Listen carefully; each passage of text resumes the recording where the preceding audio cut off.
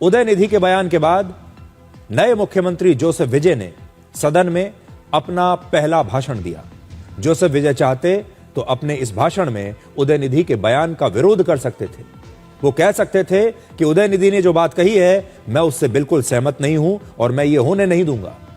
Joseph विजय ने आज कहा कि सदन में सभी एक समान है और एक सदस्य वाली पार्टी का भी उतना ही महत्व है जितना खुद उनकी पार्टी टीवीके का है।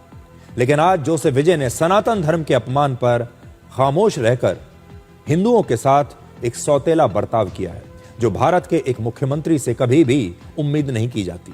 आपको आज की एक तस्वीर हम दिखाना चाहते हैं, जब जोसेफ विजय चेन्नई में इंडियन यूनियन मुस्लिम लीग के दफ्तर में जाकर उनके नेताओं से मुलाकात कर रहे थे।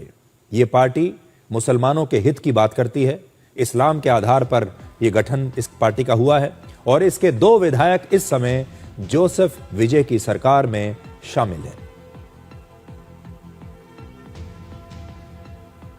तस्वीरें साथ साथ चलती जा रही हैं। अब सवाल यह है कि क्या जोसेफ विजय जानबूझकर उदयनिधि के बयान पर खामोश हैं और उसे अनदेखा कर रहे हैं? मुख्यमंत्री पद की शपथ लेने के बाद 11 मई को जोसेफ विजय ने पूर्व मुख्यमंत्री एम.के. स्टालिन और उदयनिधि स्टालिन से भी मुलाकात की थी उनके घर जाकर। मुख्यमंत्री जोसेफ विजय और उदयनिधि एक दूसरे को वर्षों से जानते हैं। आप कह सकते हैं कि पुराने दोस्त हैं।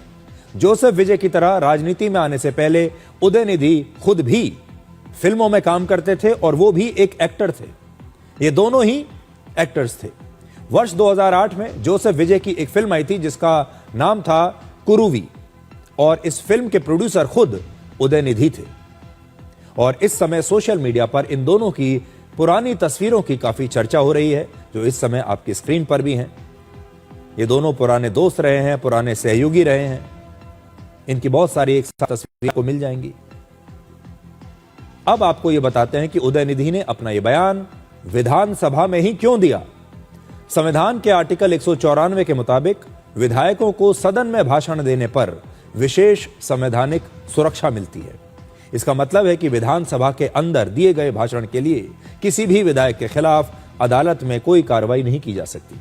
इसे संविधान में विशेष अधिकार कहा जाता है और ऐसा इसलिए किया गया ताकि कोई भी विधायक बिना किसी डर के विधानसभा में अपनी बात कह सके, सरकार की आलोचना कर सके और खुलकर जनता के मुद्दों को उठा सके। लेकिन इसका मतलब यह नहीं है कि कोई विधायक सदन के अंदर अब कुछ भी बोल सकता है, किसी भी धर्म का अपमान कर सकता है और उनकी कोई जिम्मेदारी नहीं है।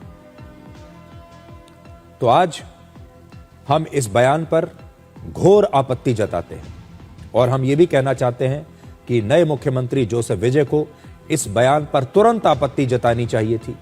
विधानसभा में जो स्पीकर हैं उन्हें उदयनिधि के इस भाषण से इस अंश को डिलीट कर देना चाहिए था और उस समय यह मुद्दा बनना चाहिए था।